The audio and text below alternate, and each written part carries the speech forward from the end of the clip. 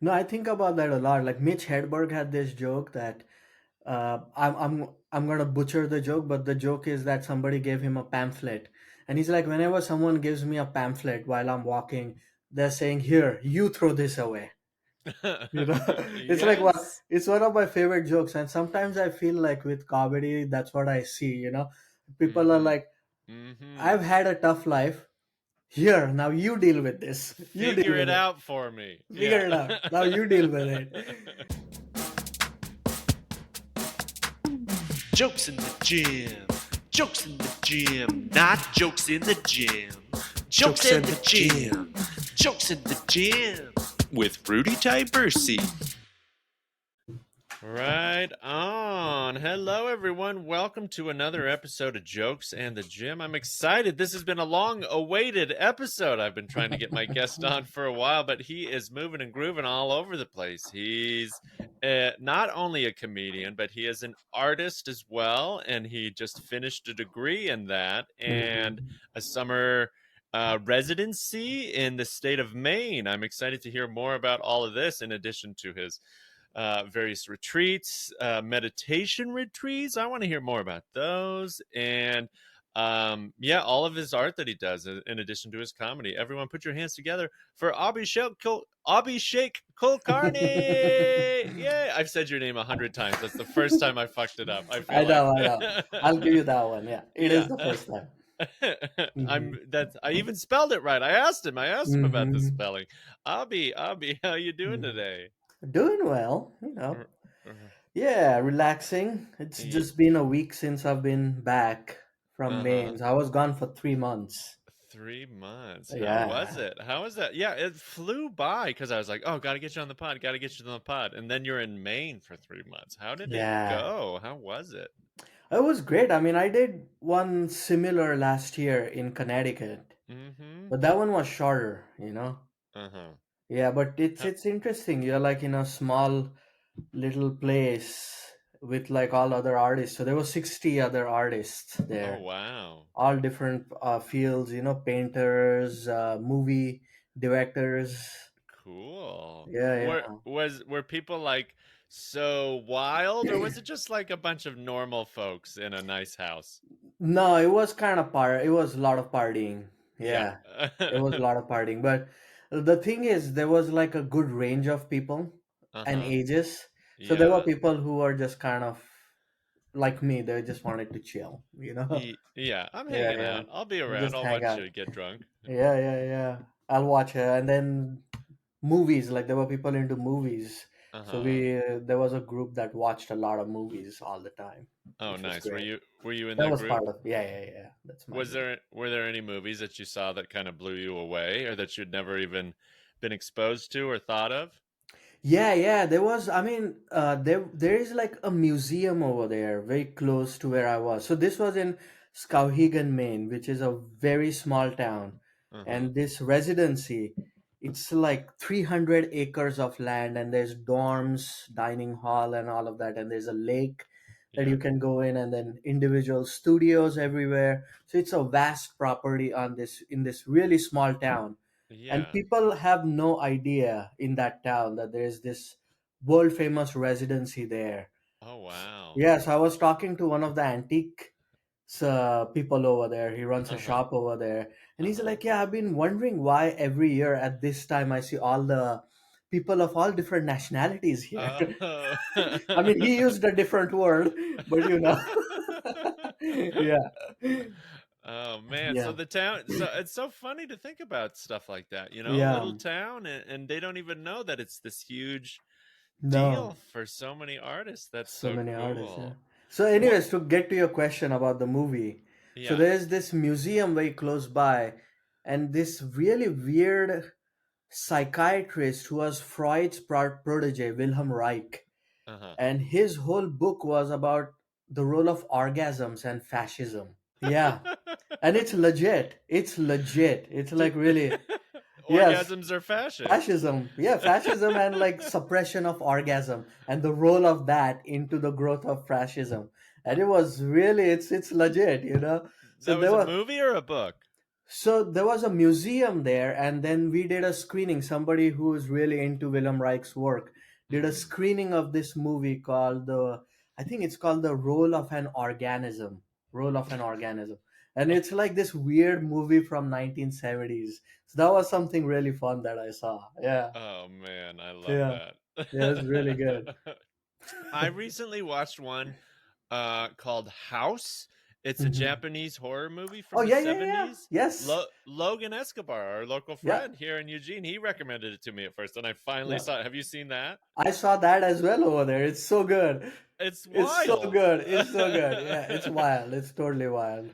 It like starts as a Sailor Moon cartoon or Yeah, yeah. something very like bubbly and friendly, and everyone's Yeah. like, "Oh, hi, I'm the professor," and it's Yeah, like yeah, yeah. these teenage Japanese girls who go to this Hmm. haunted house, essentially. Yeah. Oh And man, then these weird ghosts. so many Amazing. weird things. I don't Amazing. even remember what happened in the movie. Yeah, yeah. It just blew me away. It's like a fever dream. Yeah. Yeah, it really was. Were you like, was anyone making movies, or were you helping other artists with their work or things like that? Yeah, so basically there was one person that made a short movie, Mm-hmm. and I wasn't part of that, but there was public access show that we did together, and I was Hmm. part of that. That was kind of fun. Hmm. What Yeah. kind of stuff did you do on that? I did like a Mr. Rogers style thing about science, but it Oh, was really weird, but a lot of fun, and yeah. completely just improvised because I went there just to help.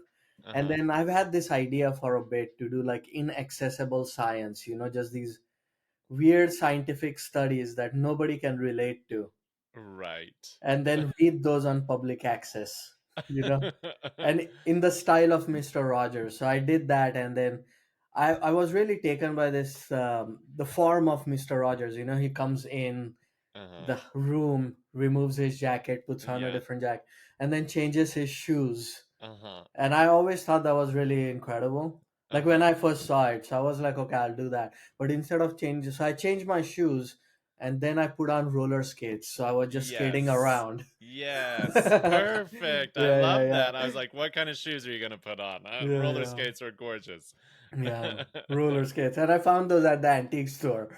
So they were like really old school roller skates too. Oh, funny. Did they Yeah. work on your feet? Did they fit, or they like They did, smash? yeah. Yeah, okay. Yeah, yeah. The guy's like, all these foreigners coming in buying in roller skates every Roller year. Like, skates, that's what right. is going on? Yeah, yeah. It's like, yeah, we have a roller skater convention every year here. That's right.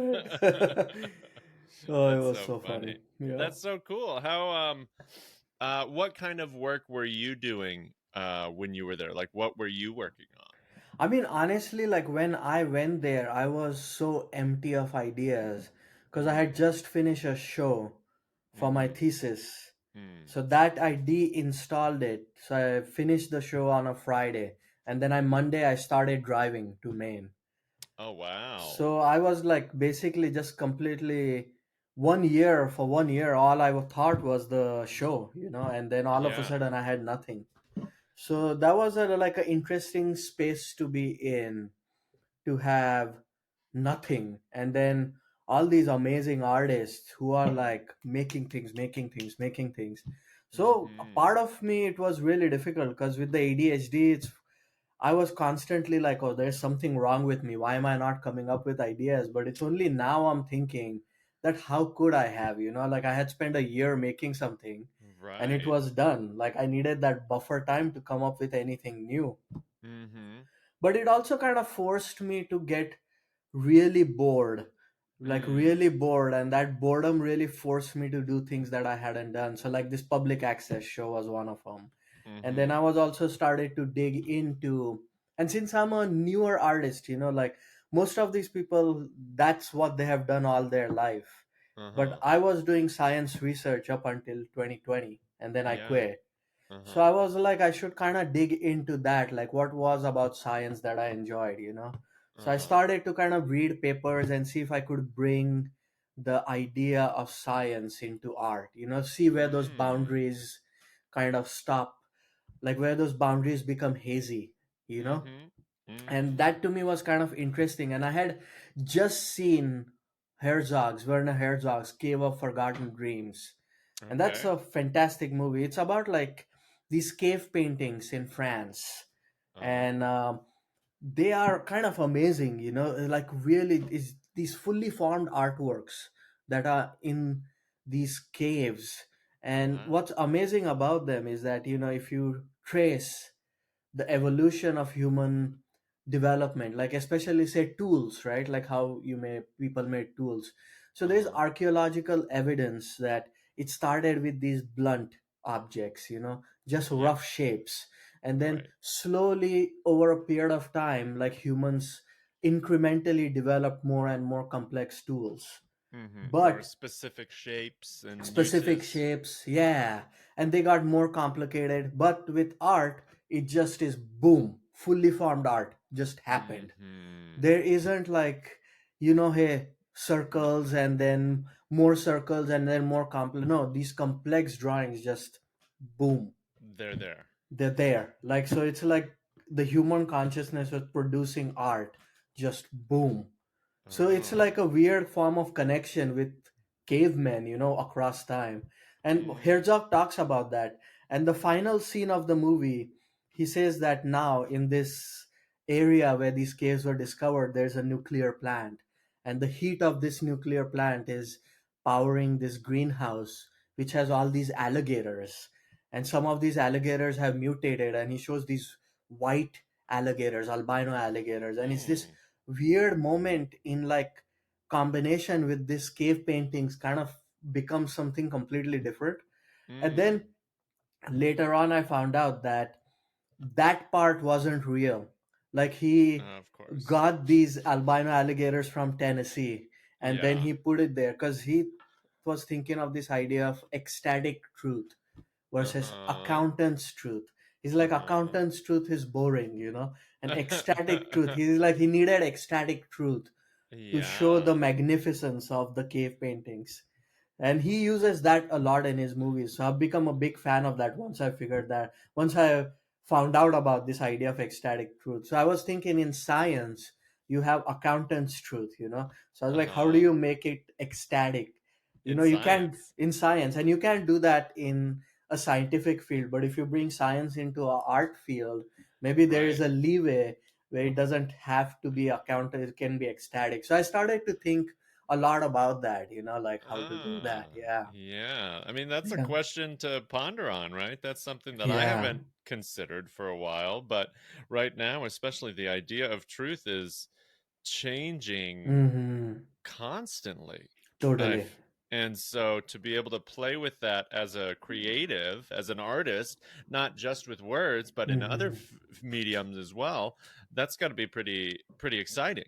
Totally. And we do that in stand up, right? Like, that Hmm. is something I think about a lot because a lot of the stories are based in reality, but like, I embellish a lot, Of course. Some of it is like in service of story. So we are trying to kind of capture Hmm. like whatever made us feel that whoa, this is a funny premise in the Mm, first place. mm. Somehow to capture it and recreate it, you have to kind of lean into this idea of ecstatic truth, So I feel like it's kind of interesting.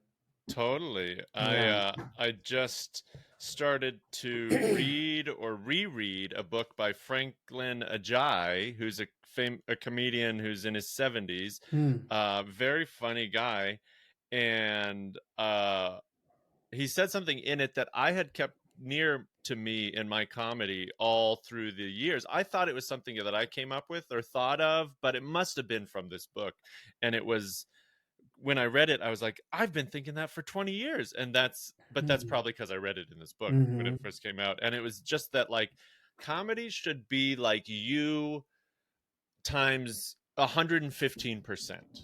So it's like it Hmm. should be parts of you that are magnified. We want to Hmm. amplify parts of you and parts of the story that are conducive to making a comedic Hmm. story, to telling jokes. But it's like, it's you, yes, but then you got to make it bigger because when we do the accountant's truth, unless you're Stephen Wright or Dan Mintz or somebody who is just amazing with words, uh, then it might not always work. I feel like the fun, some of the joy, the humanness comes from lying in some ways, because it's like, Right. no, this is how I felt. This is what it was like. It wasn't just a shoe, it was the biggest shoe I'd ever seen, and, or whatever. And unfortunately, now that's just permeated its way into all of society. All of society, yeah. I mean, and that's where it's kind of interesting, right? Like, what lies are permissible in stand up, you know? hmm Yeah. do you have thoughts on that? Are there lies you Mhm. will or won't say when you're on stage? Yeah, yeah. I feel like as long as it's a personal situation just pertaining to me, I Mm-hmm. am okay lying about it. But if Mm-hmm. it's about a group of people, I wouldn't do it. So I Mm. wouldn't make a generalized statement, let's say about Indian people, that's a straight up lie. Mm-hmm. I wouldn't be like, hey, I went into a temple and then this is what this person did, because then it Right. pertains to like a whole group. So then I Right. don't know if I would do it. Actually, no, I know I definitely wouldn't do it then. Right. Yeah, I think it part of that depends on where the truth comes for me. You know what I mean? yeah, Like yeah, yeah. if that story where I'm interacting with people is fabricated in some way, as long Hmm. as I'm not shitting on other people Right, right. and it's in the service of joke or Yes, whatever the point is I'm making, then I think it's totally fine to lie on stage as a comedian because we're just trying to get laughs. As totally. Yeah, long as long as it's not like I'm doing this to show them how bad these people are or right, puff myself up this much. If there's things that like really happen to you that inflate your sense of ego, yes, talk about that. But then, I mean, the joke is probably going to be on the come down, right? right. Um, so I think there's a place to lie in stand up, and I used to have a much harder line on this. I used Hmm. to with my friend Rob. Uh, we used to have this conversation. He was on the podcast last week Hmm. about how much lying was permissible in stand up. And he had a bunch Hmm. of like false premises, even, or he had several, Hmm. and I couldn't even bring myself to do that. But Hmm. now I find it's a little more acceptable to bend the truth or inflate the truth a little bit more. Right. No, I agree with you. Yeah, yeah. I think I started to think about it mainly after the whole Hassan Minaj thing, and then I What was was his like, thing? I think he said something that was embellished, and then Hmm. I think it was New York Times that did research, and they were like it wasn't true or something. Hmm. Was this But in a joke or in a story on TV, special, on his it was stand-up special, special? special. Yeah. Mm. So they're like, I feel they went back and they looked at, and I'm trying to think how it started. I'm not updated on this exactly, but Mm. the reason why I was thinking about it is like for most part, I felt like that's just stand-up embellishment, like it's fine. Mhm. Mhm. But I think there was one part where he talks about um, like CIA or FBI Mhm. like coming into a mosque while he was praying and doing something, and that one was fabricated or something. Okay. Yeah, yeah, yeah. That had And other elements at play that he yeah, was trying to create his own story. that's right. Yeah, and that's where I was kind of like, yeah, see, I wouldn't do that, because then it applies to a larger Mhm. society and you're trying to kind of shape opinions, then it's kind of based on that. It's not in service necessarily of the joke, I mean it Right. is, but it then also applies to so many other things. Right. Yeah, And that opens up a larger series of questions about what stand up is for and yeah, how it should be utilized totally, yeah, and I think that may or may not have come from his like one man show special or like the one on Netflix that had some one man show elements maybe, yeah, to it. that's right, yeah, yeah, so then it becomes more documentary like, right? Yeah, Mhm. so then people take it as if it's the truth, and it's, yeah, It's hard though it's because hard, then yeah. there's things like Fargo and Hmm. and it starts with this it's like these are true events or whatever. Same thing with what was this show Baby Reindeer? Did you hear or Hmm. see Baby Reindeer I on did, yeah, Netflix? yeah, yeah, yeah, It was pretty good. I yeah, actually yeah, I breezed through it. It was an interesting watch. yeah, very well written. Yeah. Yeah, the guy did a good job, and to see someone tell a story that they have kind of gone through Hmm. in that medium was really interesting, I Yeah, thought. yeah. But then did you hear that the lady that apparently it was based off of is suing Netflix for $170 million, Whoa. and in part because of that first line that says something along those same things like, oh, this is a real story or something like that. And so Hmm. that is what I've seen from my minimal research. They're Mm. kind of like using as their main piece of what you shouldn't be doing, what they're It's crazy. you know That sounds filing crazy. against. Yeah. Really does, Yeah. yeah. Just for saying something about like Yeah, it yeah. kind of gets into this weird idea of what can we say about other people, like Yeah. what do you feel comfortable saying about other people? Because I really, honestly, I don't love hearing stuff about other people before I meet them very much. Right. I'd rather, and that may be helpful or may be harmful because they may be a total piece of shit. Hmm. And I, just because they weren't a total piece of shit to me doesn't mean they weren't didn't exhibit those qualities to someone else. Right. And I also believe in the ability to change, the ability to learn, to grow, and that kind of stuff. So but I've also, have you ever said anything on stage that has gotten you in trouble or other people have questioned you about? Is there anything that you can think of like that in any kind of your art or comedy?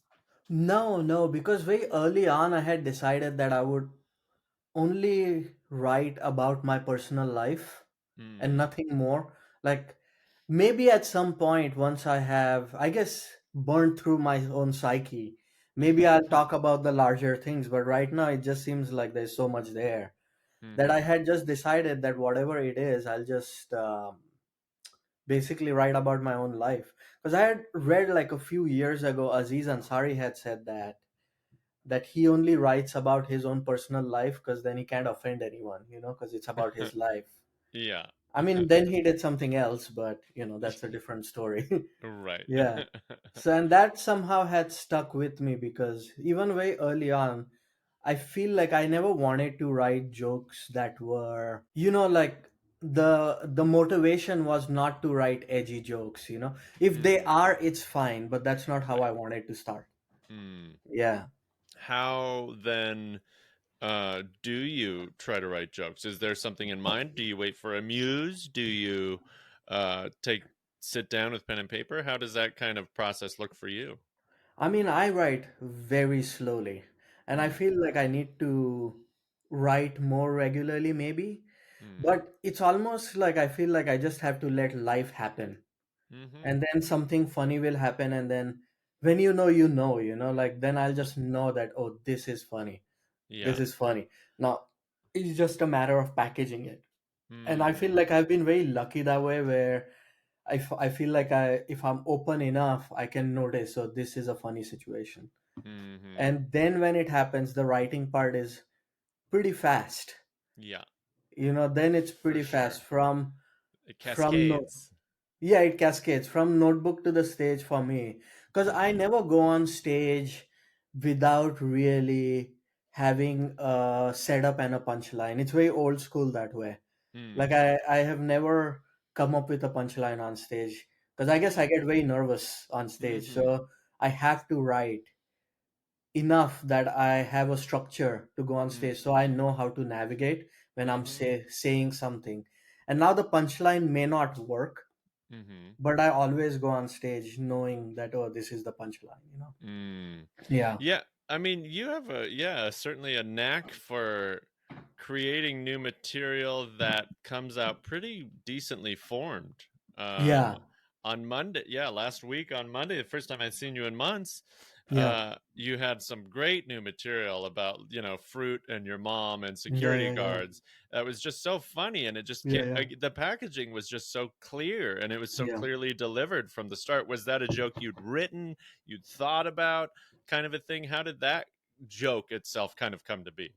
So that actually part of it, actually all of it happened Hmm. in different events. So like when I was going to Maine, I was very insecure, Hmm. as a new artist going into this, little compound filled with Yeah. amazing artists. So I was Pretty feeling intimidating. pretty intimidating. And I was listening to that meditation where you Mm. kind of imagine your mother at 19, your father at 19.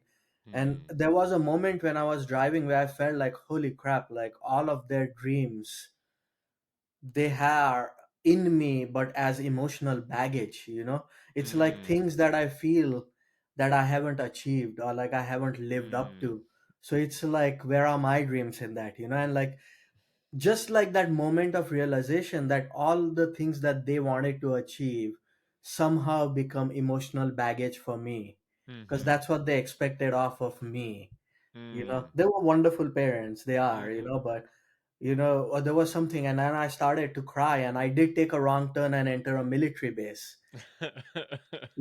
So that situation itself was quite funny. And then it Right. was just, then I remember I was telling someone at the residency about it, and then as I was telling that story, I was like, oh man, this is kind of funny, there's something here. Mhm. And And yeah, go on.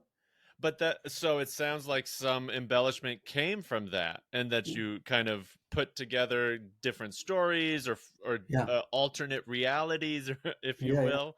yeah. Uh, So that joke, right? So then the way that happened was like, yeah, I was crying, and then the military guy could see that I was crying. uh-huh. And it was weird because I hadn't shaved. It was like a long, Yeah. my car is kind of filled with stuff, and it's like he's like, he was like, do you know what this is? Like, what are you doing here? And I was kind of a little scared. And then he took a photo of me and the car and then asked me to turn around. So that Uh-huh. itself was pretty funny. But then Yeah. the setup itself is so long, like Right. to get to the point where I entered the military base. It's Mhm. quite long, so especially for us in stand up, Right. and if we're not famous yet, where people can put Mhm. up with that much of a long setup. Yeah. So they need You're some giving me a minute until we get a laugh, you jerk. What are exactly. you thinking? Exactly, what is this? Yeah. Yeah, yeah. So Oh, fun. so then the idea now, what I'm working on is how to kind of get a joke in there somehow to get a Mhm. quick laugh. So it was also that on my drive, um, someone gave me Fruit Loops and soy milk to take with me on the road. Uh-huh. you know so then Yeah. I was like, okay, that's kind of funny, and that could potentially work Uh-huh. together and somehow tie it in. So Mhm. then those two stories can kind of come in. And how do I mix these elements together? How do I put these together in a way Yeah, that people can understand? And exactly. Yeah. and I think I really appreciate your perspective in so many ways, coming as someone who wasn't born in the States, Hmm. who's a non-native English speaker. I think you have to Hmm. work a little harder at things that we take for granted as someone who is maybe raised in the States or is Right, a native right. English speaker. So you put a little more time and energy into some things that we might just flippantly say or disregard, like Fruit Loops and soy milk, for Hmm. example. Like there, and that's just your eye. That's, you Hmm. have a keen eye for things that you think are interesting or funny. And I think it's so cool that you are able to like just communicate that stuff so clearly so early on in a joke's evolution. And I think whatever you may attribute that to, I'm not sure, but I think it's a really fun thing to watch as both a friend and a Hmm. comedy fan, a person who Oh, likes thank you. comedy. Yeah. Yeah.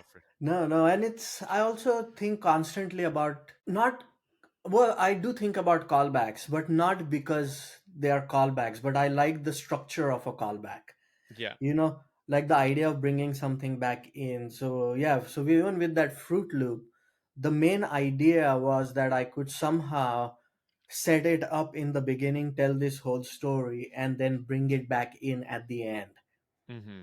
And somehow, but anyway, it's still, I feel like the joke is too clunky. So now Mm-hmm. it's kind of like, now the writing part comes in, where it's like, what Mm-hmm. can I take off? And Mm-hmm. I sometimes feel like I give up on jokes too easily, and I feel my goal for this year is to not do that. Mm-hmm. Yeah, because with Mm, stand up too, it's so tough, like we are telling the joke to the same set of people over and over again. totally. So how many times do you want to say that, say the same joke? So Yeah. that's where it becomes a little difficult. Yeah, and I think that all comics kind of in a smaller scene especially deal struggle with that, and that's similar to some of my goals this year as well. It's like I want to give more weight to bits that I am creating. Mm-hmm. I want to give more say to the jokes that I'm creating and give them more space, more purpose, and this is all, nobody people talking about their comedy in this kind of way is sometimes, I don't know, who cares, but it's also helpful because we can think about, we're spending all our time writing these jokes, so it's like, what do I want to put into these jokes? I Mm-hmm. think about how I want to interact with my audience, the people that are there, and like, what kind of feeling do I want this joke to support, and not just this joke but my comedy in general. It's like, okay, Right. I want to have a general feel, and it doesn't always come from thinking about it. Sometimes it does. You want to be purposeful and intentional sometimes, but then sometimes you just gotta like go live your life, let stuff happen, and then when the seeds sprout, you have to know how to cultivate them, Totally. Yeah. and that's a Yeah, and challenge. it's a challenge, and I feel like you can tell when a joke has been worked on, It gets Mm-hmm. really nice and aged, and Mm. it has that element of time embedded in it, and the audience can, I feel it. And it's the same with art as well. Like sometimes you can tell when somebody has worked on it Mm-hmm. enough, where it kind of, yeah, there's something beautiful about that. It doesn't feel empty. It has a wholeness to it. It has a wholeness to it. Otherwise, with jokes too, I feel the same way. Like there are some jokes that kind of just feel empty, it's just a Mm. blank, like Yeah. shooting a blank basically. It's just a lot of sound. But then Cheap there's, laughs. yeah, cheap laughs, exactly. But then there are some where you can tell, like, oh wow, yeah. And sometimes I feel Sam Miller, right? His jokes. Whenever I Mm. hear his jokes, I'm like, wow. Like you can tell that he's worked on it, like little Mhm. things here, there. So it's a Mhm. constant inspiration to kind of listen to Sam's jokes because you Mm. can tell like he's worked on it. It's not like one off. Yeah, Yeah, Sam's hilarious, and he's built a lot of big laughs into his set. right, right. And he Yeah. also, it's like he's just such a good writer, like he Mm. writes so well, Mm. which I feel is so rare to kind of come across these days. Because Mhm. a lot of, I just don't see that where I feel so inspired by the writing, Yeah. like I'm like, yeah. I think Sam also, from his background, he was on the show. He used to do meth Mm-hmm. and be unhoused and stuff. So he draws from a lot of that. Now he's a Mm-hmm. family guy, successful comedian, Mm-hmm. heart of gold, has worked with, underprivileged populations in home state Washington and stuff like that. But just hilarious, mountain of a man. And I think that his story is such a unique one, and his Mm-hmm. personality is so gregarious, and it's so, he seems like a really authentic individual as well, and he Mm-hmm. really does Mm-hmm. want the best for folks and really does care about his family deeply, and you can see that. um and and I think that, yes, that lended itself to creating this really powerful comedic presence that we haven't quite seen before. And he's a lot of elements that I really appreciate and, aspire to in my own comedy and my own journey and stuff like that. It's like, I always like seeing Sam because he's a killer. He's like a crusher, and he just like brings a room to its knees, and it's fun to see that, and it's good to remember that that's also part of comedy. Mm-hmm. I think a lot of folks in the Northwest as comedians, we're pretty slow paced. We're kind of chill. We're not like bam, bam, bam. Not, and there are those types of comics for sure. And those nights we all have them. But um, it's also really nice to see this uproarious comedy coming from our neck of the woods. Totally, yeah, totally. And when I was, because I drove cross country, and I was wherever I would stop, whichever city, there was Sam Miller's photo there, which is also nice to see. I'm like, oh no, shit, I know him, Yeah. Yeah, Sam's been everywhere. Sam's He's everywhere. a hard worker, He's a man. hard worker, He's yeah. on the road constantly. Yeah, Hmm. no, it's great to see. So you were gone for 3 months. You're in Maine. This is called Jokes in the Gym. Hmm. What were you doing for the physical side of your body? How were you feeding yourself physically and with motion? So I started to go back in the gym again, which was nice because I Oh, stopped for almost 2 years. I just stopped working out okay. because I did that all my life, and Yeah. it was initially it started out when I was 16 because clearly it was self-medication because of Mm-hmm. ADHD, and that's not a thing in India. Mm-hmm. So I would work out a lot, and very early on, I realized that my body responded pretty fast because I'm a Mm. mesomorph, Mm-hmm. so I can There you put on go. a weight very easily, lose it. No, I mean not anymore. I can't lose it that easily anymore, but like I can put on muscle easily, and that happened when I was 16, and it was interesting to see the attention I was getting at that time. Oh, So yeah. it had become like a part of my identity that, oh hey, Abhishek, he's somebody who works out. He's kind of buff. He's buff, and that was my whole identity for so many years. And then I realized Wow. that um, over the years I had all these injuries because I really didn't like working out. I was just Hmm. going because of body image. I'm like, I have to. Yeah. Like, I have Mm. to. I have to. So I would go in and I would just work out, just trying to finish the workout and get out of the gym. Mm-hmm. It So I wasn't had a to, health thing. it wasn't a health thing at all. So then 2 years ago, I was just like, I'm just, I'm done. I'm not gonna work out anymore. It's done. Mm. So I had just completely stopped. But even that didn't feel right. Right. Because again, ADHD, and it's one of the things that I feel works so well is movement, along Mm-hmm. with medication, like movement Mm. works. Mm-hmm. So around that time, I started to walk to my studio at the university. So it was like a 3 hour walk both ways. Wow. So that was really nice actually. That's So 3 hours both ways? I mean, together, like one and a half Okay. hour one way. Okay. Yeah, Three one and hours round total trip. round trip, Gotcha. round trip. Yeah, Still, S- that's a lot of walking. that was a lot of walking. Yeah, but Yeah. it kind of felt nice because it gave me time to think, and also, oh, okay, there's different forms of working out. Mm-hmm. It doesn't have to be just weightlifting. Like I could just walk, For but sure. I also started to put on a little weight. You know, Mm-hmm. so In a that way that was. you didn't feel good with, or what? Yeah, I didn't feel good, and I still don't about it, Mm. but I'm still working through that whole body image issue, where I'm like, it's Mm-hmm. okay, it's fine, you Right. know, It's a because as lifelong journey. it's a lifelong journey and putting on weight, and as long as I'm healthy, it's okay, you Right. know, because Mm-hmm. as I age, it's not going to be like it used to be. And like now No. going to the gym and you see all the younger folks, who are there, Mm-hmm. and it brings back memories of when I was in college around that time, and I'm like, oh, I could do that. No, you can't. Not anymore. Not today. Not today. Yeah. Yeah. Like I can't just go without warm up and start lifting heavy weights anymore. Mm-hmm. Yeah. Yeah. I love my warm-ups. Warm-ups are such a bigger Yeah. part of my life than they used to be. Yeah. Oh my gosh, I love warming up. It's No, so no, important. truly. But so when I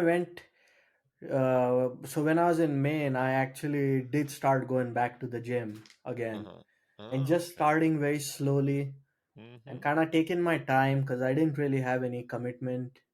So Mm. that was kind of nice. So I'm hoping to kind of do that again here I now that love I'm that. back. Yeah. Yeah, cool. If you ever want to get a workout in together sometime or somewhere, let me know. I got some guest passes at the Y, so Yeah, I'm yeah. happy to give you a guest pass and you Oh, can that'd come be check. great. It's a beautiful space. Oh my gosh, I feel so lucky to Yeah, be at the Y these days yeah, yeah. in a lot of ways. And I'm trying to work out with people more. It's Mm-hmm. such a nice way to kind of interact and like even if you're not like doing all the sets together or whatever, like a little support here and there Yeah, goes a long ways, I totally. think. Yeah. So nice, good. I'm glad. Yeah, we've talked about exercise and stuff in the past. We used to meet every week. We used to Yeah, get lunch every week, essentially for right, almost a year, probably. right. Actually, I don't know how long it was, but it was a while, Mm-hmm. and it was always so nice just to get lunch together. And I think that that's another part of health that we don't give enough attention to is the social aspect of it. The Mm-hmm. It's like both of us, from what I know about you, like our alone time. We like to Mm-hmm. be solitary, but there's some social aspects that are needed for everyone because we're human, Mm-hmm. for Totally. sure. So, did you find that it was easy to socialize in Maine, or are there places you found it easier or harder to scratch that itch? Or yeah, for you, how has that worked? I mean, it was an interesting 2 months, right? Because I was with other artists who were in the same boat. So it was easy to kind of socialize because you could form groups and like everyone was in that same boat. So Mm-hmm. if you got bored on campus, and I had my car with me because I drove cross country. Oh yeah. So that was also very advantageous because then if somebody got bored and they were like, "Hey, can we just leave the campus, go somewhere?" And we Yeah. could. You were So the man to talk to. I was the man to talk to. Yeah, that was really Abhi's got a nice. car, baby. Oh yeah, totally. The power. I Yeah. got pretty hungry on power very fast. Yeah.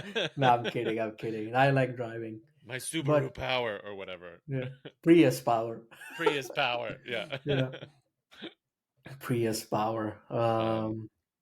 But yeah, so it was very nice because I was very social, which I Mm-hmm. generally am not. Mm-hmm. And then coming back last week was kind of difficult because now all of the Mm. sudden the structure wasn't there. Mm-hmm. So it's Do you have any ideas about how you would like to add structure to your life or provide structure for yourself?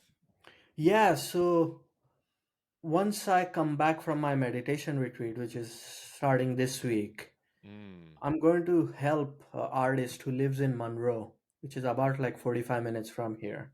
Mm-hmm. And he makes like these amazing wooden sculptures. Mm-hmm. So I'm going to go help him for a few days a week. So that should That's give enough structure. And then I think I'm going to join the Y for sure nice. because I Love it. feel like I need to kind of go in the mornings and like work out. Like that is critical. Mm-hmm. Start the day. Yeah, I mean, for me, it is critical. Otherwise, I feel like I get very depressed Mm-hmm. over the day. Like I feel Mm-hmm. like I get like decision fatigue because then otherwise I'll just spend time on YouTube, I'm on going through YouTube all the video, time. Yeah. yeah, video after video, and it truly causes brain fatigue, because it's like I need the dopamine and like Mm-hmm. it's like early this year I also stopped taking my medication for ADHD Mm. after 13 years. So that hasn't been easy either, especially Yeah, if I don't have structure. Then for sure. I'm just on YouTube, and Yeah. passively taking in a lot of material, which is, yeah, It's not ideal. I'm doing some of the same thing too. It's like, okay, yeah. I'm trying to find like inspiration or flow for the day, and then I stop at 17 YouTube videos on the way. Hmm. And it's Hmm. like, oh, that's not what's going to propel me into the spaces I'm hoping to go. I'm trying to go. It's like, oh, you're telling yourself you want more structure, Rudy, and yet you're just sitting down watching YouTube for the first Hmm. 90 minutes of the day or whatever. uh, Totally. it's like, I gotta work on it. But at the same time, I am finding it nice to not have a bunch of overhanging obligations, and sometimes giving myself that space to like be a little less proactive in the mornings can be that incubator that you need to get to the next space. It's like, oh no, my body just wanted a couple months to not be going all the time.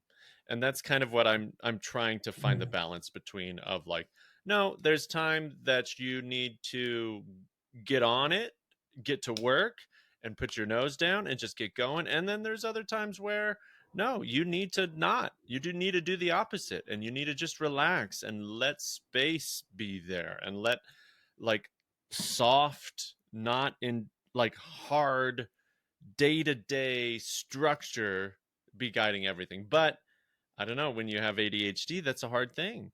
How has Yeah. the transition off of medication been for you? I mean, as long as I had a structure, so when I went off of it, I was quite busy working, finishing up my Degree. thesis show. Yeah. Mm, So I was mm-hmm, constantly, so even if I didn't have anything to do, I could just go to the studio mm-hmm. and do something, you know? Yeah. Yeah. So that kind of kept me busy. And like I would walk. So, like, also being outside helps a lot, you know? Mm-hmm. So I would walk and I would just let my mind go. So would come up with a lot of creative ideas that way. Mm, But now that I don't have a structure, I don't have a goal, so there is no reward at the end of it, you know. So to mm-hmm. motivate myself to do something just for the heck of it, it's Mm-hmm. very difficult. And like that is one of the tough parts, as you will know, with ADHD, right? It's because I can see when I was at the residency this year, last year, I could see people be very organized, you know, like they're constantly doing something. Mm, And I would just feel, oh man, like something's wrong with me, you know? Like, why mm, can't I do that? And I mm, realized that that's the feeling I have always felt all my life. Even when I was working, when I was doing research, mm, um, I would finish my work in 3 days, and then the other 2 days, I'm just trying to look busy at work, you know? And mm-hmm. then I would see everyone around me work, and I'm like, what are you doing that I'm not doing, you know? Like, and Mm-hmm. it was so anxiety provoking. Like, I was constantly just stressed at work, like trying to look busy, and I would feel like Mm, something's wrong with me. And so that feeling has kind of come back up again now, mm, you know, that I'm like, oh man, like, yeah, I never dealt with that. Like, what is that, you know? Like that mm-hmm. feeling that there's something wrong with you and Yeah. others are normal. So I have never dealt with that. So I feel like now without the medication, it's kind of on steroids. Oh, So yeah. unless I have something to do, I'm That's where constantly, yeah, go on. that's where working out will be a huge Yeah, helper for you. Is like exactly. that there's something. If you do one thing in a day and it's working out, Yeah, that's kind of a win, that's a win. Yeah. you know? No, and I feel like I kind of need to go see a therapist as well for that. I was Mm. seeing someone, but they were basically prescribing medication. We weren't, and I feel like I kind of, my wife always says that I develop unhealthy friendships with my doctors and providers, you know, Cuz you're because like on too on the level with them? well, I guess we just start talking and then they start sharing things, you know. Yeah. Like therapist was telling me about his problems, you know.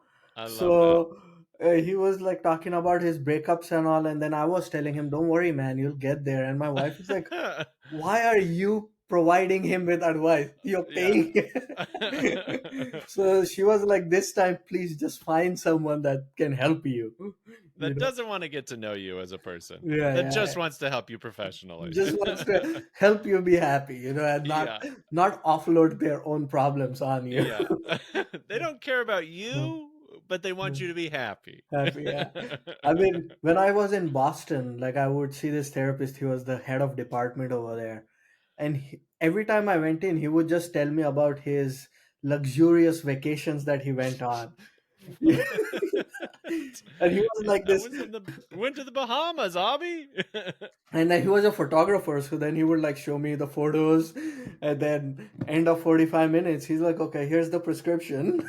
Jeez Louise, that Yeah, is yeah, yeah. weird. It was really He weird. was that a doctor or a nurse No, practitioner? no, he was a MD PhD. He was like Oh, geez, the yeah. head of psychiatry. Golly, yeah. Yeah, yeah. uh, So I feel like I do need to see someone to kind of work through these yeah. things, but somebody who has experience with ADHD, you know, because I feel like Mm-hmm. it's one of those fields where I feel like because of the abusers, the users are suffering, you know, because Mm-hmm. it's overdiagnosed, overprescribed. So people who actually suffer from it, I feel like don't really get the good treatment because nobody thinks it's real.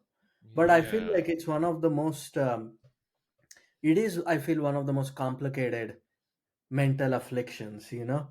It it really And seems like it. no, it is. And like there's a lot of science behind it as well. Like there's like now especially people have looked at like genes that are different. Like people who have Mm. ADHD have a completely different genetic makeup, and they Mm. can tell that it's not just the dopamine, but like because of that genetic makeup, how you grow up, the connections that your neurons makes are completely different, you know. Hmm. And And go that's on. why it seems like it's so important to it's tricky to diagnose early or overdiagnose, but I feel like if I had gotten a bit of attention towards it when I was younger, it could have helped me not use self-defeating language to get through it, which seems like what a lot of what you also deal with. It's like, Yeah. no, I can't do this, or what's wrong with me? I should be able to blah blah blah. I'm so sensitive. I can't finish Hmm. tasks, or I'm whatever it is. But if I knew that that was something that was a part of my physical, biological makeup, I feel like I wouldn't have been so hard on myself for so long. Totally, yeah. And we also kind of live in like this world of IQ tests, you know, that are very Mm-hmm. specific for a very specific kind of intelligence, you know. And Mm-hmm. I always feel like if I could time travel back, people always have these lofty dreams of killing Hitler or someone. Yeah. My dreams are like I would work as a studio assistant for as a lab assistant for a person who came up with the IQ test and completely mess up the results so that they would never be part of our system, you know? Because they pervade everything, you know, like Yeah. everything is based on those, or the way we look at IQ, our Uh-huh. intelligence is based on those tests. And I feel like that is completely structured our society in a certain way Right. where other kinds of intelligence are not accepted. You need to be, and it's Mm-mm. kind of, I hate to use the word, but it is very capitalist in a way. Like For how can you sure. make the most money Yeah. in the shortest amount of time is how those intelligence tests are structured. And Mm-hmm. it's, It's geared yeah, at a very specific result. very specific result, yeah. I don't even know what it would be necessarily, but yeah, it's there's so many ways that I think we can gauge intelligence that we just don't pay attention to. No, And yeah, it should be more diverse than it is. more, yeah.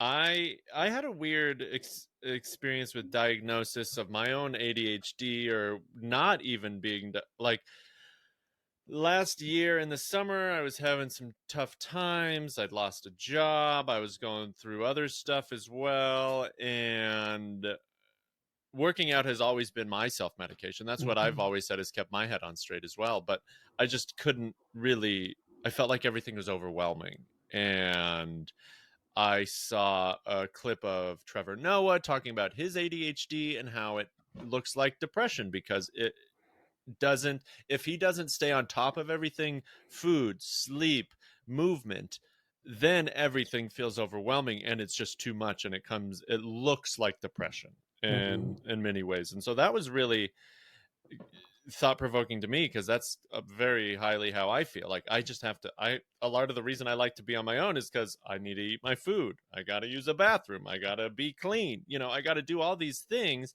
And if I'm constantly out of order or disorganized or doing a billion different things, it's hard for me to take care of those basic needs. And you Mhm. can't create the art that you want to create, the pieces, the jokes, the whatever, if you're not able to take care of yourself on a day-to-day basis. Or at least that's what I believe. I Mhm. believe that's a big part of it. It's like I'm a better comedian when I'm in a better space mentally.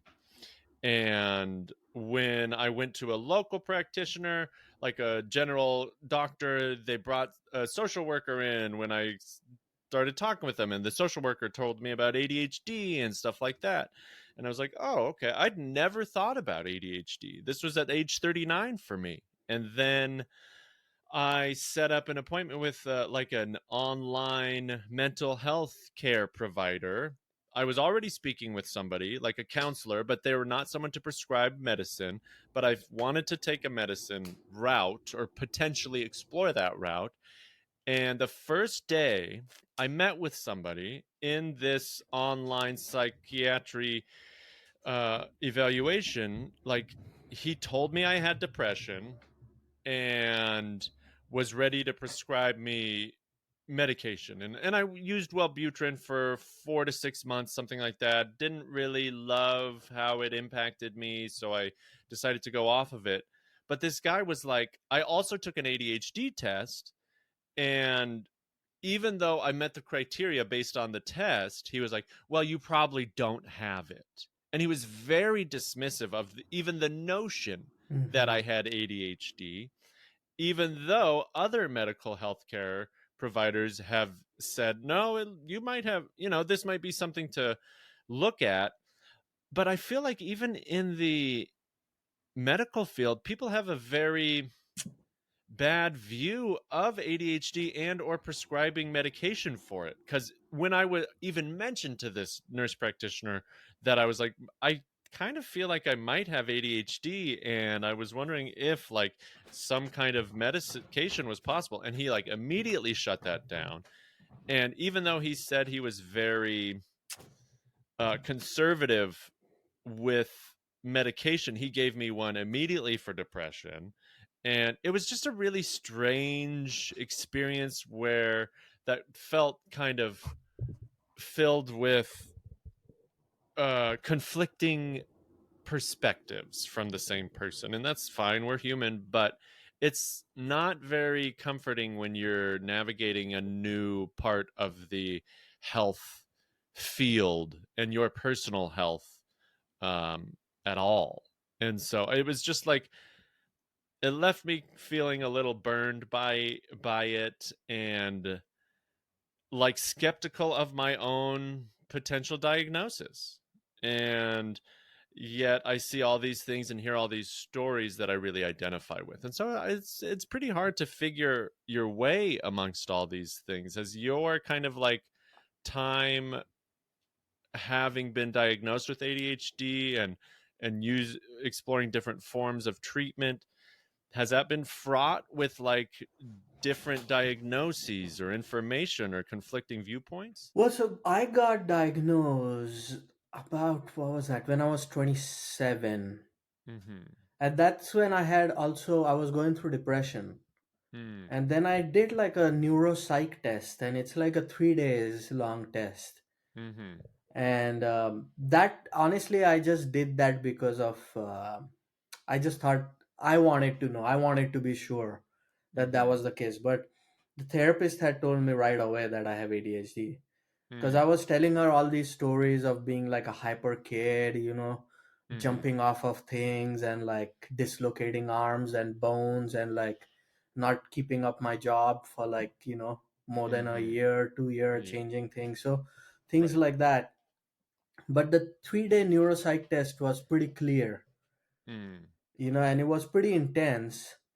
But mainly, I feel like one of the things that also kind of was that when I started to take the medication, it calmed me down, Mm. and that is also a good indication, not the only indication, but a good indication, you know, Mm-hmm. that if Mm. you take stimulants and instead of stimulating you, they calm you down, then there's something there. Mm-hmm. Yeah. So that to me was very helpful. But while I didn't get conflicting ideas from the medical professional, Mm-hmm. I personally always just kind of kept thinking, Mm-hmm. like what if I have it, like why is that a bad thing, like I Right. kept thinking, and like I took medication for many years, and then also do meditation. And in Oh yeah. meditation circles, they don't really talk about this either, and Mm.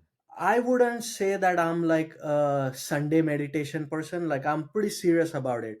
Mm-hmm. Like I have studied it very seriously for last 12 years. Like it is, I Yeah. would say, like it's like one of the biggest parts of my life. But I could Okay. never find, like I went to monasteries and I've talked to people, and I could never find anyone to kind of sit down and be like, hey, I take medication, what do you Mm-hmm. think, it Mm-hmm. was always kind of very wishy-washy, and it almost felt like in meditation circles, I haven't come across someone that is like, hey, it's okay, take medication, like they Hmm. say to take it. They're like, if you're taking it, just keep continue taking it. But Hmm. it always somehow feels like it's a liability, for them. Like they don't want you to not be like, hey, don't take medication. But Hmm. but I have never met a teacher that's like, hey, I take medication and it's okay. Yeah. So a part of me always felt like, should I not? And then at a point of time, I just decided it didn't matter, I'm just going to take the medication.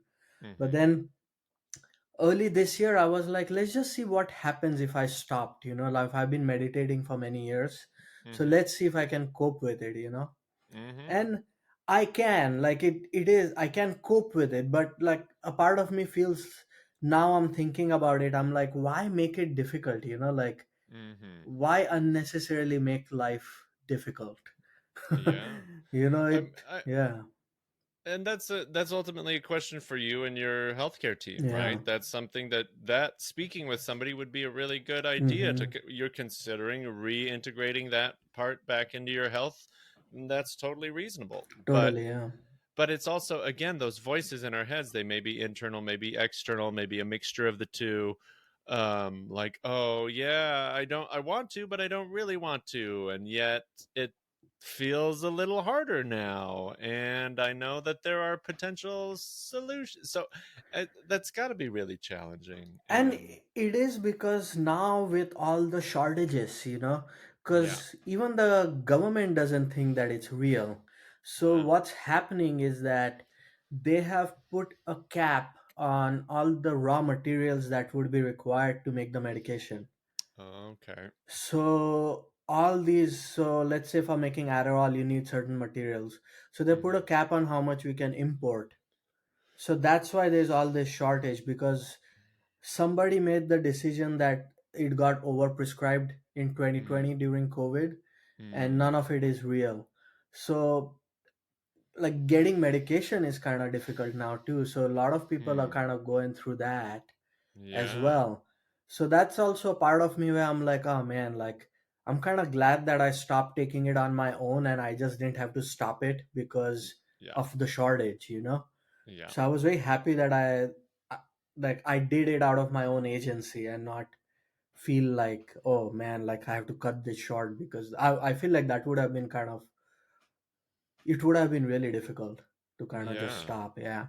Yeah, I bet. Yeah. The every healthcare provider has always talked about weaning off of different medications, most medications that I've heard Mm-hmm. about. And so it can be, yeah, provide a lot of challenges if Totally. you just cut it Yeah. out. No, and mainly I just kind of want to, one of the reasons why I stopped is to also see what is underneath. What Hmm. is the algorithm underneath, Yeah. that that is causing depression, or like the negative self-talk, things that I Hmm. haven't dealt with, and they Hmm. become very clear when I'm not on medication. So I feel Hmm. like I would like to work on them Yeah. and then take the medication, because I took the medication because everybody kept telling me that something was wrong with me. And I Hmm. feel like if I want to take the medication again, I would like to take it on my own terms, not Right. because somebody's telling me, that hey, Hmm. something's wrong with you. So, Yeah. Get your things in order, like get back into the gym, get a nice routine going, get your day to mm-hmm, day kind of moving forward. Because right now you're in this tumult, you're in this mm-hmm, upheaval of time for yourself. You're moving, it's transitioning from one time to another, mm-hmm, going from being a art student and a mm-hmm, active, like having all these obligations to not. And so finding that structure, like you've mentioned, is gonna be helpful, hopefully, moving forward. totally, yeah, I'm excited to yeah, see you at the Y. yeah, yeah, totally. How Yeah. much is the personal training there? Do you do personal training? I don't yet, but I have been in contact with the wellness teams about when they're doing a next round of hires. But personal training at the Y is only $45 a session. Wow. $45 is as low of a price as I've ever really heard of it for personal training for one Yeah, yeah, session. So, and totally. if you buy 10 sessions, it's only 40 per session. So, Oh, wow. Yeah, and I've been experimenting with different types of fitness lately at the White. I've taken some dance classes this past week. I Oh my gosh, I just took my first ever Nia class. Have you ever heard of Nia? Mm-hmm. It's like a style of dance that was born or that was created the year we were born, 1983, Hmm. in Portland, and it's called like neuromuscular Nia dance. Let's see. Neuromuscular something integration. What is Nia dance meaning? Anyways, I took the class and I really loved neuromuscular integrative action. Ooh, So it's that sounds about, amazing. yeah, and it's about mind body connection Mm-hmm. and about balancing the masculine and the feminine, and it's about natural movements. It's like not a dance class that's overwhelming to get in, and it's not so strict that you can't add your own, type of motions to it, but it's not so loose that there isn't some structure to it as well. So there's ways, and I was the only male in the class, and probably the only person under 50. Or well, there was some people that were younger than me, but for the most part, the average goer of this class is a 55-year-old woman, let's say. And it was great. Our teacher was probably that, and she was awesome. Val was her name. And afterwards, she was like, "Have you ever thought about teaching the class or whatever?" And so I was like, "Oh, and then I bought the book. So I'm excited to get the book and read the book and learn about this type of dance and this type of motion." And it's like, oh, especially as I'm trying to consider trying to teach classes, fitness classes, group fitness classes, why not try teaching someone else's methods as well on that journey to see what kind of like works best and what I like to teach? I took another dance class yesterday before work. And so it's just fun to expose yourself to different types of movement that you haven't necessarily, for me, that I haven't necessarily done before. I love to dance. I've been a dancer for, I mean, I say I've been a dancer. I go out and dance once in a while on my own. That's it. That's what I mean. Or at my house or whatever. And so it's nice to find a space to do that in the light of day. You know what I mean? Like, Mm-hmm. and it's not ecstatic dance. You mentioned ecstatic earlier. Have you heard of ecstatic dance? No, no. Oh my gosh. Ecstatic dance. I've never been to one, but it's this like improvisational contact style dancing where you don't talk. So like very hippie style of dancing, like a bunch of, and I've heard from a lot of people that they love it, that it's a huge part of their life. They love ecstatic dance. And I've also heard from some individuals that some people maybe are a little creepy or it's a little funky. And so I see elements of that in Nia, but without the like, you're not rolling on top of each other. Mm-hmm. You might dance around and float around one another, but it's not a contact kind of dance or anything like that.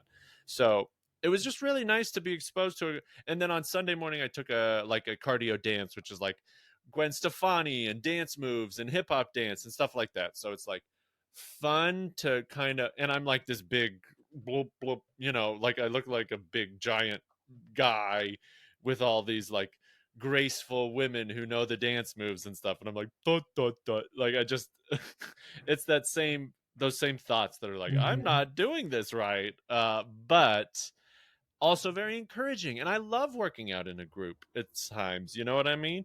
Like I'm not here to always get feedback, but a little bit helps, and a little bit of like watching a bunch of other people and doing stuff together, and when you nail that booty pop, like that feels great. and Mm-hmm.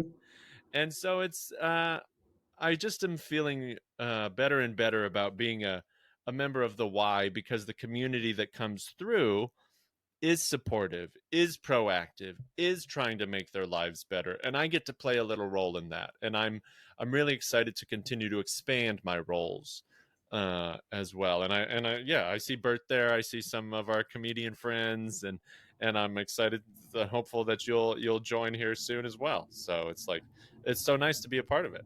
Yeah, yeah, for sure. And it's kind of close by, so that's kind of important for a gym, that it Yeah, doesn't, yeah, that it's it's not you. like a whole thing. It's huge. Removing barriers. That's one of Hmm. the big things that I try to do. Remove barriers to doing what you want. If you know you want to write every day, then okay, put your notebook in a place where you'll see it after you've made your cup of coffee every in the morning, and then just write. Don't worry about taking a shit or doing the whatever. Just do it, you know. If you want to do 20 push-ups first thing in the morning, clear out the space on the floor. Make it so you don't have to do that.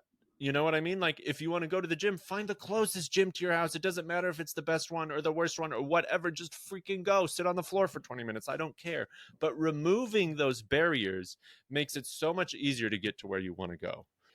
And we can't do it all at once, but it's like, what is within arm's reach and what can I do right now?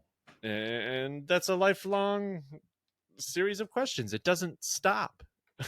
You don't Totally, yeah. stop, right? Even when you find a good rhythm, you find a good flow, you're still trying, you're still working hard, you're still on a path to try to find something better. And ultimately, it's your call what you can do. And that's hard to figure out. Totally.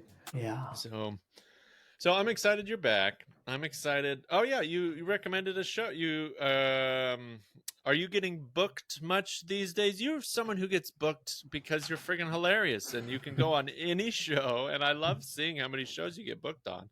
But you sent one my way because you're going to be at this meditation retreat. Oh, Right. what was your first meditation retreat like? How did that impact you, and why have you continued doing it for so many years? Oh, so the first one was 14 years ago.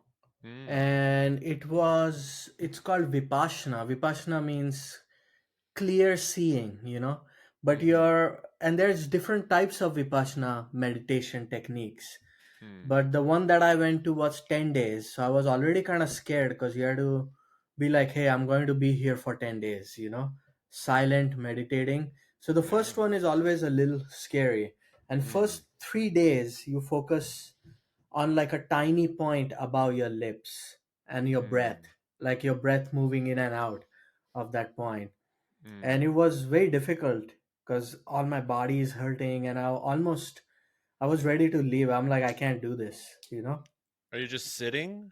You're just sitting, but you're also moving around, but it is a lot of sitting, Mm-hmm. so you start to notice all the tightness in your body which you had never noticed before. And Hmm. because you're so focused, like you can see, it feels very painful. Mm-hmm. All these tight spots they feel very painful. So I was Yeah. ready to leave, and then someone over there told me to just stay another day, because Yeah. they're like, you learn Vipassana meditation tomorrow, which is you Okay. start to scan your body from top to bottom, bottom to top. So you're Mm-hmm. just feeling sensations, heat, pressure, itching, like Mm-hmm. proprioception, like just feeling the boundary of your body. Mm-hmm. And I did that on the fourth day. And the way it happened is like by that time your attention gets so zoned into that one tiny spot above your lip Mm. that you can move your attention anywhere you want. And I had never done was able to do that before, or I had never done Mm. that. So it was so crazy that I'm Mm. moving my attention anywhere I want on the body, and it is staying there, and I could Mm-hmm. feel every little sensation. So you go to the top of the head, and then Yeah. all of a sudden I'm feeling sensations all over my body as I'm moving my attention. And I had Oh. never felt that ever in my entire life. Like it's like the body never existed up until that point. Yeah. Like That's I'm so cool. feeling, yeah. I remember like going back in my room and just sobbing like wildly. Uh, I was like, oh wow, like I had never felt like this is what reality is. Like I could yeah. feel the body sensations, and I'm that out of the was it. matrix. Yeah, kind of like in a maid, like it's like getting unplugged in a way. Like I Yeah. was out of my thinking and into the body in a way, Oh, and I just love it. here. And I remember like I was just crying. And Mm. then the next 6 days were kind of up and down. Like I was just noticing like just the tightness of the body and the tightness of emotions, how they were interrelated. And then the Mm. tightness in the body would resolve, and then somehow the emotions would dissipate, and just Mm. these ups and downs. And I was just so blown away Yeah. by the end of those 10 days, that after those 10 days I'm like, I'm doing this every year. I can't wait to Yeah. do it again. Yeah, and I That's started to do like 2 a year, 3 a year, mhm. more and more. And Mhm. then, yeah, so then that kind of continued. Like sometimes it was longer, 20 days, 30 days. Yeah. Wow. And it's mostly just meditation and like yeah, you like you said moving around and eating and stuff, but Yeah. you that's exciting. How would you suggest someone like me get into meditation who's done it a little bit here and there but only on my own? Like what would you say is what is your kind of advice or input who's for someone who's like interested in exploring it a bit more? I mean, so there's two aspects to meditation. One is the concentration. Concentration is where kind of like you have enough control over your mind that you can kind of maybe focus for a couple of seconds. Like Hmm. you can put your mind to something and focus for a couple of seconds.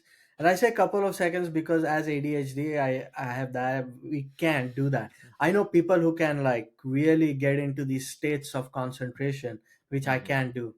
Hmm. So there is something very calming about being able to just focus on the breath.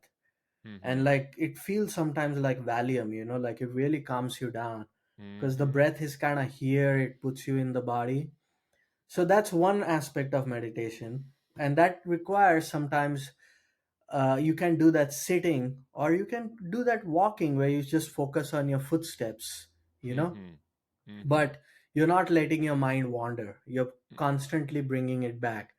So if you feel a certain pull towards that type of meditation, then I would say like just doing group meditations. There's like so many monasteries here in Eugene. Like there's Oh, okay. Blue Cliff, there's Buddha Eye. So every Sunday they have meditations. Now Buddha Okay. Eye is Zen meditation and it is a little more hierarchical because Hmm.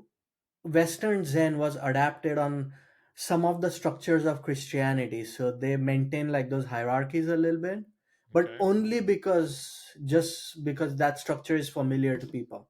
Hmm. So if that is something that's okay with you, then Buddha Eye is pretty good. Hmm.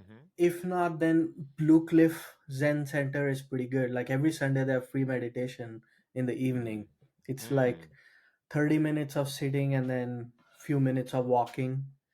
So Mm. I would definitely suggest those as a starting point. And Mm. if you want to explore on your own, then I think like things like Headspace and all are pretty good too, like those apps where you can Mhm. just listen to the app and get a feel of it, like see Yeah. how it feels, see if this is something, because generally you can tell, like, oh wow, yeah, this is something I want to do. Mm. Yeah. What if you don't have access to anything? You have no apps. You can't go to a monastery. Do you say just sit down and close your eyes and start breathing? Yeah, or like do something that you already do, like if you do gardening, then just do gardening. Mm. Like don't listen to podcasts or anything, just focus on every action of gardening. If you're Mhm. walking, then just go and just walk. Mm. Like if your Mhm. mind wanders, just bring it back to walking. Yeah. Like one step, like notice, like when you lift your foot, how does the body move? Like you can Mhm. make anything into a meditation. Mm. Like see how your breath matches with the walk. And Yeah. you probably, if you do dancing like the Nia, that sounds pretty meditative. So you can do that Mhm. as well. Like bring your focus to the body parts, see how they are moving Mhm. and how does breath affect that. Yeah. So, in essence, it seems like meditation is a lot about a deep presence and a connection to self or the greater around you. Yeah, I mean, it can definitely be that. Mm-hmm. Over the years, I have realized that it truly is like there are wide range of meditations. It's end of Mm-hmm. the day, it's like what structure kind of suits you. Mm-hmm. Um, so yeah, so the main idea behind bringing yourself back to the present over and over again is, at least the way I conceive it, is that because if there's something uncomfortable, right, I feel like my mind is always thinking as a way of avoiding whatever Mm. uncomfortable thing is happening. Mm. You know, there is something then. So for example, like I hate paying credit card bills because I'm not good with money. Yeah. And it's like Same. every time I look at the bill, I'm just like, oh good god, like why is this always so much, you know? Like I Yeah. haven't even spent money, why is this?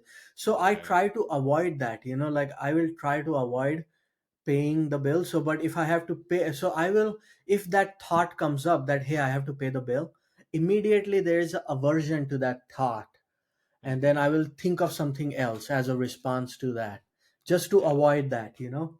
Mm-hmm. So with meditation, I feel it's almost like you're kind of bringing your yourself back to that point where like that aversion happens, you know, Mm. like you're Mm. noticing that oh hey, I hate this, or like Mm-hmm. oh hey, I love this, you know. So Mm-hmm. you're bringing yourself back to that point where thinking starts, you know, like really, Mm-hmm. and just kind of staying with the discomfort or the hyper comfort of grasping onto something, you know, like oh I like this, I don't like Mm-hmm. this, and just seeing what happens when those things dissolve. But they're very Mm. uncomfortable, you know. So Mm. at least personally for me, going on retreats helps, because then I am in that container of a retreat where Mm. these things can come up that are very uncomfortable, that I've been avoiding, you know. Mm-hmm. And then Yeah. have the focus to kind of not let the mind wander, and you're just bringing it back, yeah. Mm. So Yeah. in a way, it takes away some of the seriousness of those events, of the things that you love or the things that are challenges for you, Hmm. because you're sitting with both of them and you're trying to stay almost. Are you trying to stay detached from them, or are you trying to get closer to those things? I feel like I'm trying to get as close as I can, that Uh there's huh. no distance left between Uh me huh. and the event, you know? It's They the are. same thing. And Yeah. then it's almost like the reason why we notice something is because it somehow crosses a threshold of something, you know? So, Mm. like, if somebody calls me like a fucker or whatever, you know, like Yeah. I wouldn't even care because it doesn't cross the threshold of like, it wouldn't really bother me. Like I would be like, okay, somebody just said that, it's fine. Like it Yeah. doesn't. But if somebody said something about my mom or my dad that I love, you know, Uh huh. then it crosses a certain threshold, Uh and huh. then it becomes clear in my consciousness that oh, somebody said that, and then why did they say that? Oh, they said that because they're this. Oh, they said that because they noticed this in me, because I am Mm-hmm. this or they're that, and then all these stories form, all this new world has already been created around Mm-hmm. that crossing of that threshold. But like if Mm-hmm. you stay at that threshold, at some point I feel like things just stop crossing it, Mm-hmm. you know. And So and yeah. meditation has helped make that threshold less distinct. Or like it's almost like you are always operating below the threshold, you know. Uh-huh. So it's like nothing, things stop bothering you as much, you know, like Yeah. little things that would have crossed the threshold right away stop Mm-hmm. doing that, you know. Mm. So you're always below the threshold, and life just becomes much easygoing, I feel like, because of that. And Mm. it's not unique to meditation. I feel that's what happens in therapy as well, because you talk Mm-hmm. about things, and when you Mm-hmm. talk about it, they lose the power to cross the Mm-hmm. threshold at which they start to bother you, you know.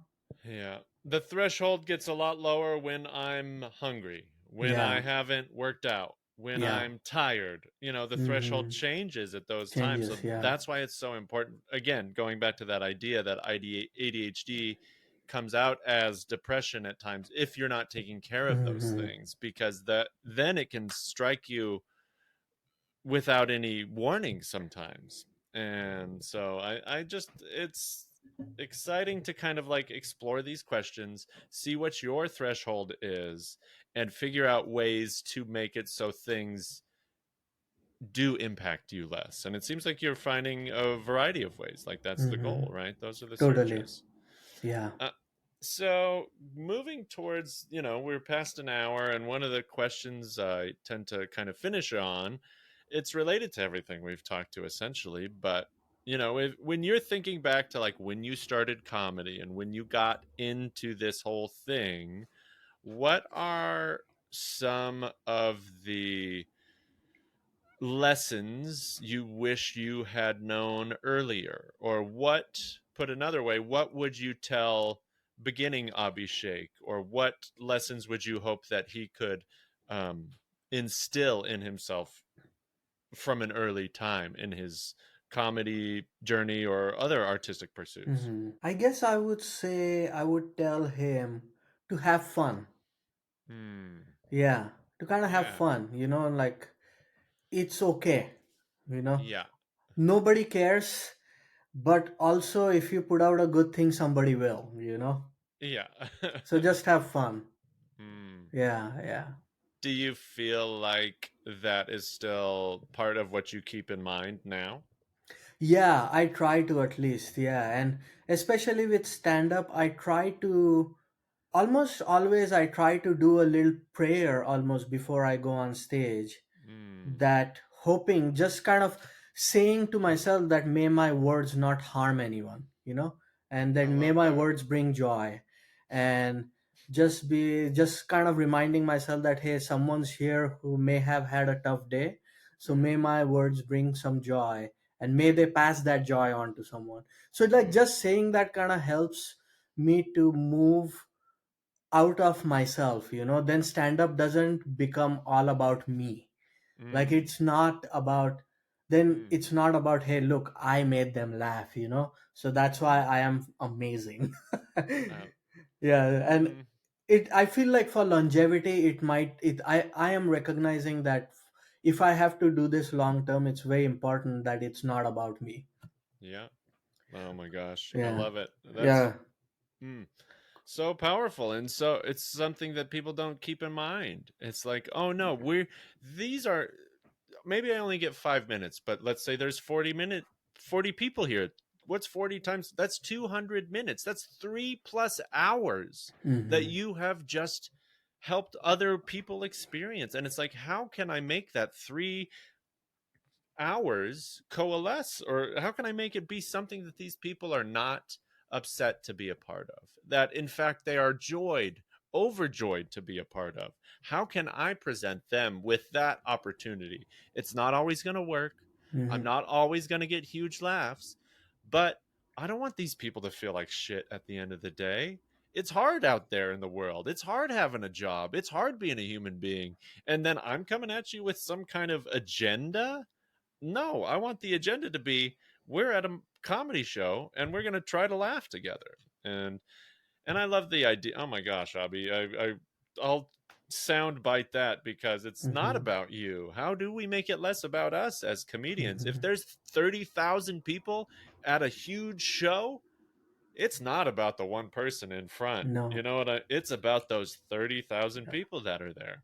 And like I had talked to someone who's not even a comedian, and they told me like for them it's like, we all have issues, and Mm. if a comedian can like bring that issue out in a front, you know, put it Mhm. out there in the world, and Mhm. then in such a way where I feel like, oh hey, I feel the same way, and now we can laugh about it. Mhm. I feel like what a gift, like what a gift to be able to do that.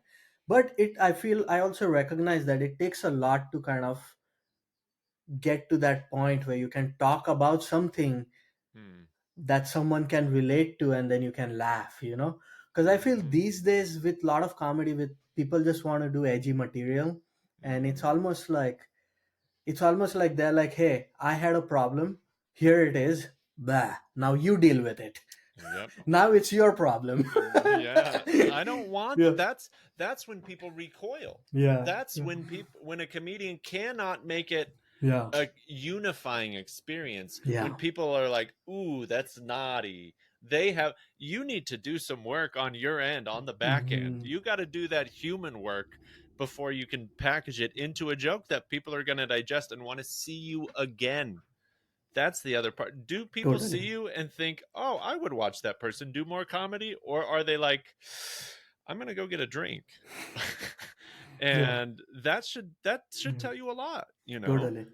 No, I think about that a lot. Like Mitch Hedberg had this joke that I'm gonna butcher the joke, but the joke is that somebody gave him a pamphlet, and he's like, whenever someone gives me a pamphlet while I'm walking, they're saying, "Here, you throw this away." You know, it's like what Yes. it's one of my favorite jokes, and sometimes I feel like with comedy, that's what I see. People are Mm-hmm. like, Mm-hmm. "I've had a tough life. Here, now you deal with this. You deal Figure it with it. out for me. Yeah. Figure it out. Now you deal with it." And I feel like having something tough is, and then being able to work it out in such a way that somebody can connect with it. And then they Mm-hmm. are like, oh man, like I feel the same way. And thank Mm-hmm. you for putting it out there. Now we can laugh about this. I Right. wasn't ready to deal with it, but because of the way you said it, like I can deal with it. I feel like that's kind of a gift, you Ah, know? such a gift. I mean, that Yeah. joke. Can I quote what I remember of your joke about the mother thing? Yeah, yeah. Because you're in the joke, you're getting talked to by a security guard at a, what did you say, at a military compound, Yeah, yeah. and you're crying Mhm. because you were thinking about your family, and the officer looks at you. He's like, "Are you okay? Why are you crying, sir?" And you're like, "I don't. I was. Have you ever thought of your mom at age 19?" Yeah. Yeah.